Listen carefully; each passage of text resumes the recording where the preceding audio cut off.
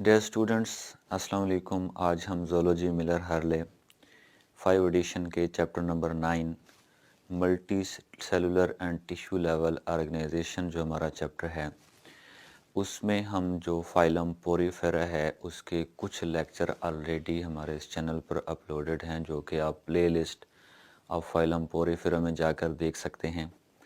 तो आज हम जो है फाइलम पोरीफेरा यानी कि इसके जो मेंबर्स हैं जिनको स्पॉन्जेस कहा जाता है, इनके अंदर आज हम रिप्रोडक्शन को डिस्कस करेंगे कि जो स्पॉन्जेस हैं या जो पोरीफेरन्स हैं इनके अंदर रिप्रोडक्शन कैसे होती है।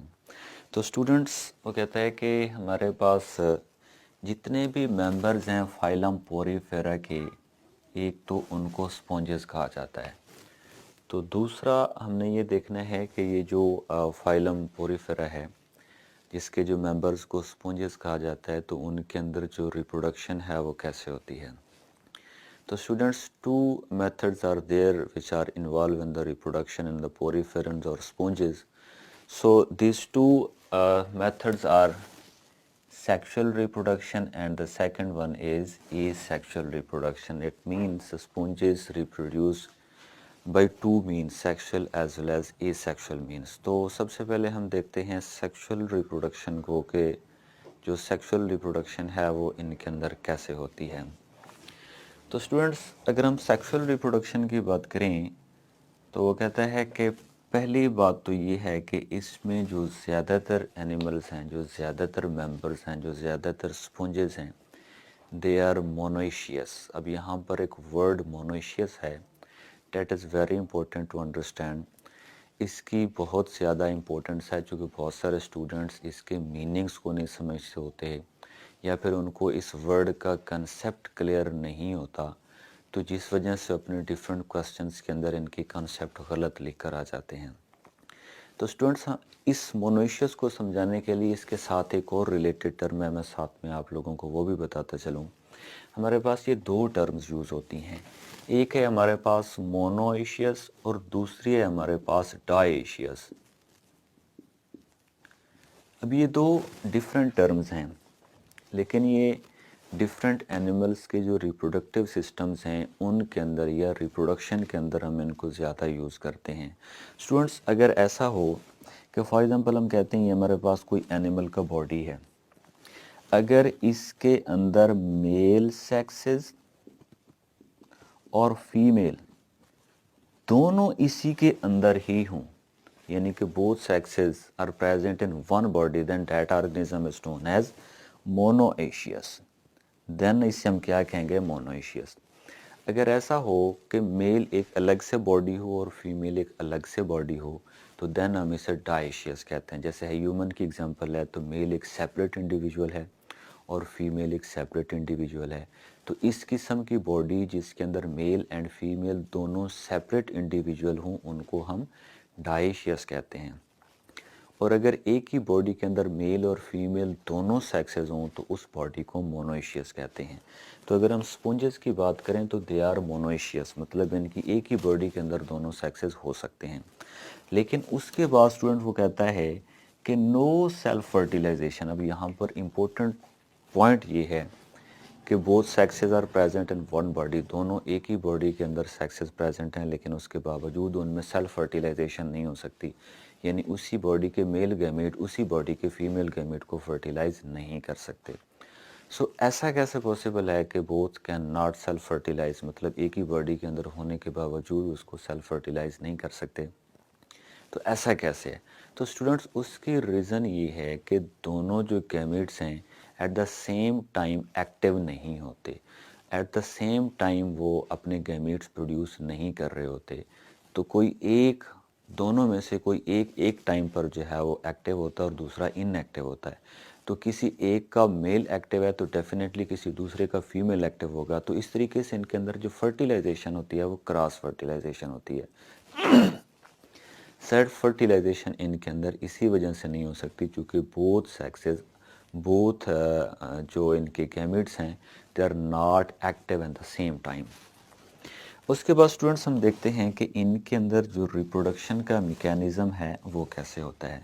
तो स्टूडेंट्स, पिछले लेक्चर्स में हम डिस्कस कर चुके हैं کہ मेरे पास जो है वो कुछ सेल्स होते हैं स्पॉन्जेस की बॉडी के ऊपर, जैसे कि हमारे पास मीज़ेनकाइमा सेल्स हैं जो बॉडी एक बनाती है, जो कि सेंट्रल लेयर होती है, उसे मीज़ाइल कहते हैं। उसके बाद कोएनोसाइट्स हैं जो कि अंदर की तरफ होते हैं, उस लेयर को कोएनोडर्म कहते हैं। और जो आउटर लेयर होती है, जैसा कि अगर हम कहते हैं ना कि ये बाहर वाली लेयर है, तो इसमें पिनेकोसाइट्स होते हैं। इसकी जो सेंट्रल लेयर होती है उसे हम मिज़ाइल कहते हैं, क्योंकि उसके अंदर मीज़ेनकाइमा या अमीबाइड सेल्स होते हैं। और उससे अंदर वाली जो लेयर्स होती है उसे हम कोएनोडर्म कहते हैं, क्योंकि उसके सेल्स जो होते हैं वो कोएनोसाइट्स होते हैं। तो स्टूडेंट्स, हम ऑलरेडी डिस्कस कर चुके हैं कि जो कोएनोसाइट्स हैं these are also known as collar cells. तो इनको कॉलर सेल्स क्यों कहते हैं वो भी हम डिस्कस कर चुके हैं। तो फिर भी मैं आपको बता देता हूँ कि ये एक सेल है जिसको अगर हम कॉलर सेल कह रहे हैं, तो इसके ऊपर इस तरह का एक कॉलर होता है, तो इसमें से ये फ्लैजेला होता है। तो अब इन सेल्स को एक्चुअल में तो इनको कोएनोसाइट्स कहते हैं, लेकिन कॉलर प्रेजेंट होने की वजह से इन सेल्स को हम कोएनोसाइट्स या कॉलर सेल्स कहते हैं। तो अब ये जो सेल्स हैं ये रिप्रोडक्शन में इन्वॉल्व हैं। ये कैसे इन्वॉल्व हैं? वो कहता है कि ये जो कोएनोसाइट्स हैं ये अपने फ्लैजेला को लूज़ कर देते हैं, यानी कि ये इनका जो फ्लैजेला है ये इसको लूज़ कर देंगे। जब ये लूज़ कर देंगे तो इनकी शेप एक अमीबा लाइक हो जाएगी। सो डेट्स व्हाई हम इनको अमीबाइड सेल्स कहेंगे। उसके बाद वो कहता है कि coenocyte lose their flagella and become amoeboid. चूँकि इन्होंने अपना जो फ्लैजेला है उसको लूज़ कर दिया है, तो अब ये अमीबाइड हो चुके हैं। अब जब ये अमीबाइड हो गए हैं तो इसका मतलब है कि अब ये किसी भी शेप में कन्वर्ट हो सकते हैं। तो यही जो अमीबाइड सेल्स होते हैं, जब वो अपने फ्लैजेला को लूज़ कर देते हैं तो उनमें मियोसिस का प्रोसेस होता है। तो मियोसिस होने के बाद वो सेल्स जो हैं वो दोबारा से फ्लैजेला प्रोड्यूस कर लेते हैं और वो स्पर्म में कन्वर्ट हो जाते हैं। तो इसी बात को वो कहता है कि डिवाइड मियोटिकली, इट मीन वो मियोसिस के ज़रिए से डिवाइड करते हैं एंड प्रोड्यूस फ्लैजिलेटेड स्पर्म, और फ्लैजिलेटेड स्पर्म प्रोड्यूस कर देते हैं। तो अब हमने ये देख लिया कि जो कॉलर सेल्स हैं जो कि अंदर वाली लेयर में होते हैं, ये अपने फ्लैजेला को लूज़ करके अमीबाइड हो जाते हैं, मियोसिस करते हैं। मियोसिस के बाद ये फिर से फ्लैजेला को, क्योंकि स्पर्म फ्लैजेला कंटेनिंग होता है, तो फिर से ये स्पर्म में कन्वर्ट हो जाते हैं। तो अब वो कहता है कि कुछ, अब हमने ये देखना है कि ये तो स्पर्म हमारे पास बन गया जो कि मेल गैमीट्स हैं, तो how the female gametes are produced. तो फीमेल जो गैमीट्स यानी कि जो एग्स हैं वो भी इन्हीं कॉलर सेल से ही बनते हैं। तो उनके दौरान यानी कि एग की फॉर्मेशन के दौरान भी ये कॉलर सेल अपने फ्लैजेला को लूज़ करता है, अमीबाइड होता है, मियोसिस करता है, और मियोसिस के बाद वो एग में कन्वर्ट हो जाता है। तो यही बात वो कर रहा है कि other coenocyte lose their flagella and become amoeboid and converted into eggs. अब यहाँ पर देखें कि इस कंडीशन के अंदर यहाँ तक हमने पढ़ लिया कि जो मेल गैमीट्स हैं वो कैसे, यानी स्पर्म्स कैसे प्रोड्यूस होते हैं, और इसके अंदर हमने ये पढ़ लिया कि इनके जो फीमेल गैमीट्स हैं, जो एग्स हैं, वो कैसे प्रोड्यूस होते हैं।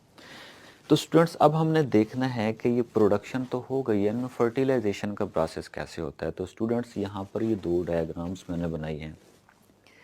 अब हैं तो ये दोनों मोनोशियस, लेकिन अब हम कहते हैं कि ये हमारे पास डायग्राम नंबर 1 है, तो इसमें एक सेक्स जो है वो डेवलप है, यानी कि मेल गैमीट्स इसके अंदर प्रोडक्शन एक्टिव है।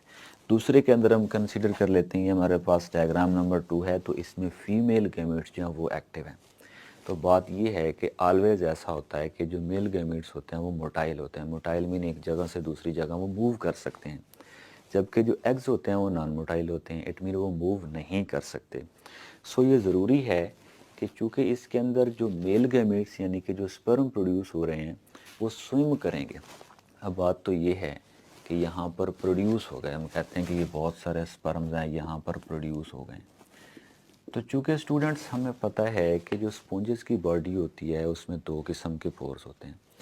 कुछ ऐसे पोर्स होते हैं जिनके ज़रिए से पानी इनकी बॉडी में दाखिल होता है, तो उनको हम ओस्टिया कहते हैं, और जिनसे पानी या वाटर बाहर निकलता है तो उस पोर को हम क्या कहते हैं, ऑस्क्यूलम कहते हैं। ये पिछले लेक्चर्स के अंदर हम डिस्कस कर चुके हैं। अब होगा क्या स्टूडेंट्स के जो मेल गैमीट्स यानी कि जो स्पर्म्स हैं ये यहाँ से मूव करते करते करते करते ये जो फीमेल गैमीट्स, वो स्पून जिसमें फीमेल गैमीट्स एक्टिव हैं, ये उसके ओस्टिया के ज़रिए से उसमें दाखिल हो जाएंगे। अब ये जो हमारे पास फीमेल गैमीट्स वाला हमारे पास वो है स्पॉन्ज है, तो इसके अंदर कुछ सेल्स होंगे जो फ्लैजिलेटेड होंगे, तो वो ये जो स्पर्म आया है यहाँ पर, ये इसके साथ अटैच हो जाएंगे, उसको मूव करके जो इसकी सेंट्रल लेयर है, इसे हम मिसाइल कहते हैं, ये उसके अंदर ले जाएंगे और वहाँ पर फर्टिलाइजेशन का प्रोसेस हो जाएगा। फॉर एग्ज़ाम्पल अब इस पोर्शन को मैं थोड़ा सा जूम कर लेता हूँ। फॉर एग्ज़ाम्पल मैं कहता हूँ कि ये वाली बाहर वाली अंदर वाली लेयर है, ये बाहर वाली है, तो दरमियान में ये सेंट्रल एरिया है जिसे हम मिसाइल कहते हैं। तो इसके अंदर ये एग पड़ा हुआ है, तो स्पर्म आकर इसको क्या करेगा, फर्टिलाइज करेगा। तो अब हमारे पास ये क्या बन गया, डिप्लॉइड जाइगोट बन गया। तो students always we know that the zygote is the first cell of any individual. किसी भी सेक्सुअली रिप्रोड्यूसिंग इंडिविजुअल का जाइगोट पहला सेल होता है।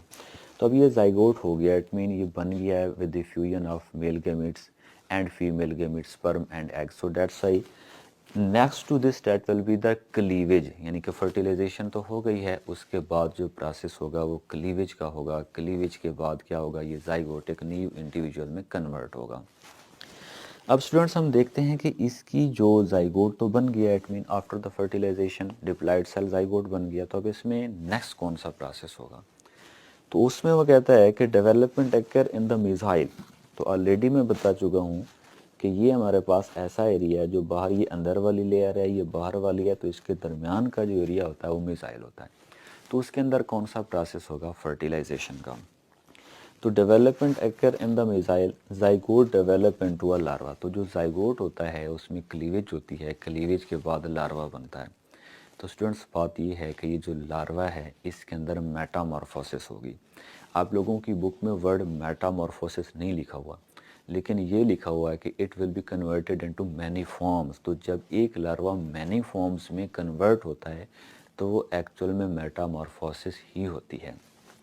तो इसको देखते हैं, वो यही कहता है कि larva undergo the Metamorphosis and develop into an adult form. So definitely when the zygote is formed, the zygote will undergo the cleavage and due to which larva is produced. So larva transform into many changes and many body forms. So when larva is being converted into many forms, then such process is known as metamorphosis. तो students metamorphosis का जो process है वो complete हो गया। अब students अगर हम बात करें सेक्सुअल रिप्रोडक्शन की, तो उसको हम डिस्कस कर चुके हैं। So now we will go to discuss about the asexual reproduction in the sponges.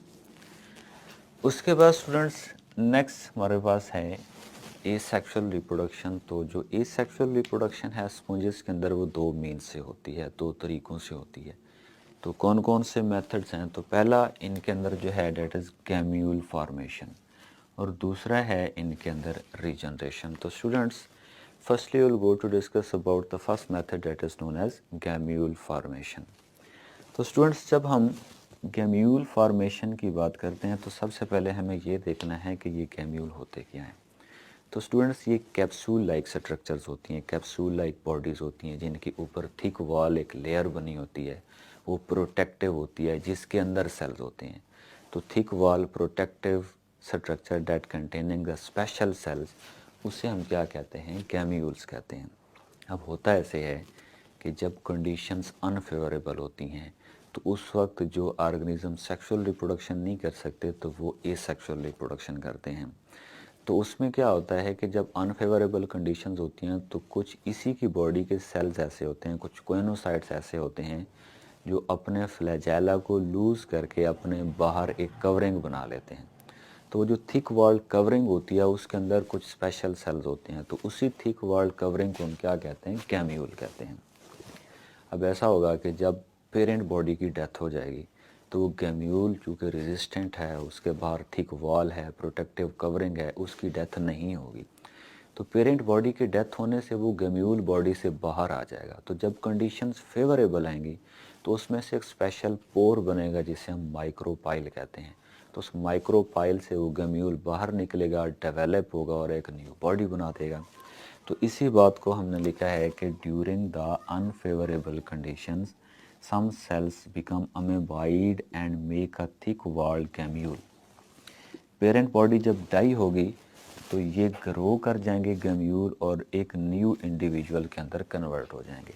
जैसे स्टूडेंट्स यहाँ पर आप इस डायग्राम में देख सकते हैं कि यहाँ पर ये थिक वॉल्ड कवरिंग है, اس کے اندر یہ کچھ سیلز ہیں، تو یہ جو ٹوٹل سٹرکچر ہے یہ ہمارے پاس گیمیول کی ہے۔ تو اب اس میں جب کنڈیشنز فیوریبل آئیں گی تو یہاں سے ایک پور بنے گا، اس پور کو ہم کہتے ہیں مائکرو پائل۔ اس مائکرو پائل سے یہ گیمیول ریلیز ہو جائے گا اور یہ پھر گرو کر کے ایک نیو باڈی بنا دے گا اسپونجز کی۔ تو اسٹوڈنٹس یہ ہمارے پاس فرسٹ میتھڈ تھا اے سیکشول ریپروڈکشن کا، دیٹ از گیمیول فارمیشن۔ اس کے بعد نیکسٹ ہمارے پاس اس کا جو میتھڈ ہے وہ ہے ری جنریشن۔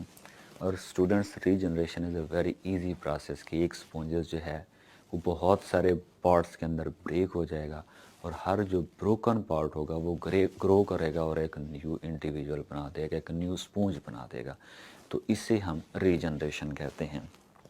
تو یہ انتہائی آسان ہے کہ سم اسپونجز شو دا ری جنریشن۔ اب ری جنریشن کیسے ہوتی ہے کہ باڈی بریک ہو جائے گی اور جو ہر بروکن پارٹ ہوگا وہ ری جنریٹ کر کے آگے ایک نیو انڈیویجول بنا دے گا۔ تو اسٹوڈنٹس اس سے پریویس لیکچر ہمارے چینل کے اوپر جو فائلم پوریفیرا کی پلے لسٹ ہے اس کے اندر پریزنٹ ہیں۔ آج کا لیکچر بھی اسی کے اندر پلے لسٹ میں آئے گا، اور اس کے بعد ہم جو یہ فائلم پوریفیرا کا لاسٹ لیکچر تھا، اس کے بعد نیکسٹ ہم جو فائلم اسی چیپٹر نمبر 9 کا ڈسکس کریں گے، دیٹ ول بی فائلم نائڈیریا۔